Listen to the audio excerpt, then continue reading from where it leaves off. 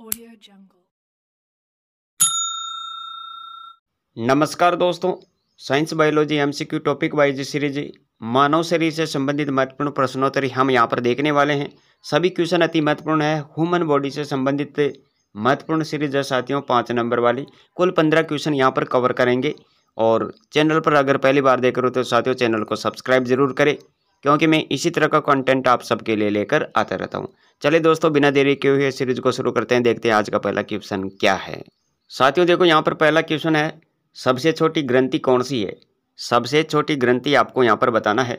Pineal ग्रंथि, hypothalamus ग्रंथि, parathyroid ग्रंथि, इनमें से कोई नहीं। ये क्वेश्चन अति महत्वपूर्ण है। सबसे छोटी ग्रंथि कई बार प्रतियोगी परीक्षाओं में पूछा गया है। पीनियल ग्रंथि होगा साथियों इसमें। अरे विकल्प ए आपको यहाँ पर लगाना है, बिल्कुल याद रखें आप। और इसके बारे में भी देख लो, यहाँ पर महत्वपूर्ण फैक्ट मैंने लिख दिया है। यहाँ पर मानव शरीर की जो सबसे छोटी ग्रंथि होती है वो पीनियल ग्रंथि होती है। पीनियल ग्रंथि ये मस्तिष्क में स्थित होती है और इसका जो आकार है साथियों, आकार एक छोटे शंकु जैसा होता है। कैसा होता है? इसका आकार होता है एक छोटे शंकु जैसा।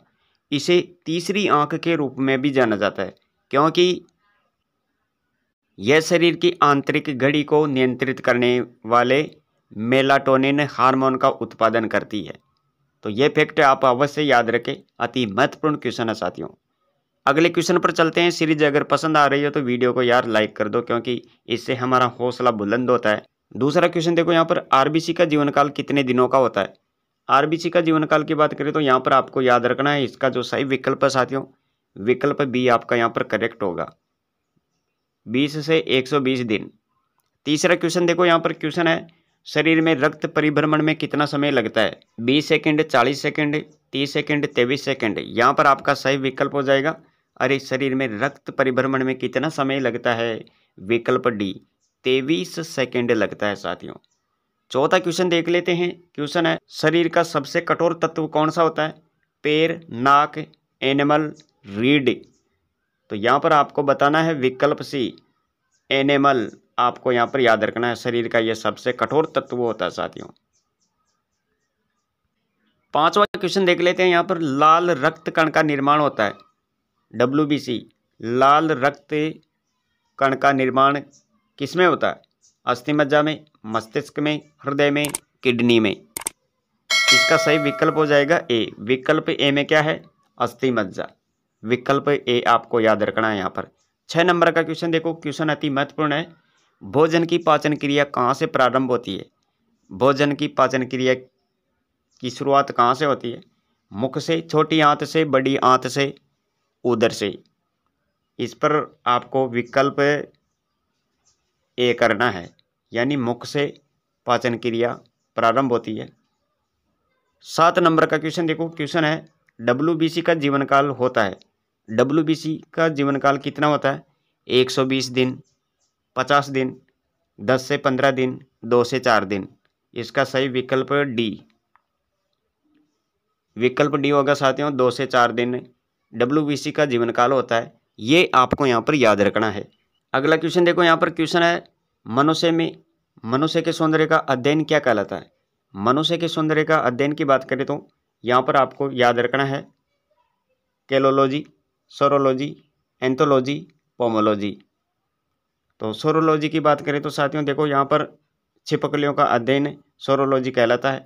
एंथोलॉजी में आपको याद रखना है, इसमें फूलों का अध्ययन। पोमोलॉजी में आपको याद रखना है फलों का अध्ययन। क्वेश्चन अति महत्वपूर्ण है। और मनुष्य के सौंदर्य का अध्ययन होता है कैलोलॉजी, कैलोलॉजी कहलाता है। ये आपको याद रखना है, विकल्प ए। 9वां क्वेश्चन देख लेते हैं। यहाँ पर क्वेश्चन क्या है, एपिडर्मिस में त्वचा की कितनी परतें होती है। यहाँ पर आपको क्या याद रखना है? 2, 7, 8, 5। विकल्प डी सही होगा साथियों, 5 परतें होती है। 10वां क्वेश्चन देखो, क्वेश्चन है, मानव शरीर की सबसे कमजोर हड्डी कौन सी होती है।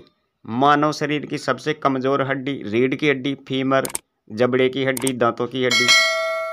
तो यहाँ आपको याद रखना है, ये सभी मजबूत हड्डियाँ हैं, जबकि रीढ़ की हड्डी की बात करें तो ये कमजोर हड्डी की गिनती में आएगी।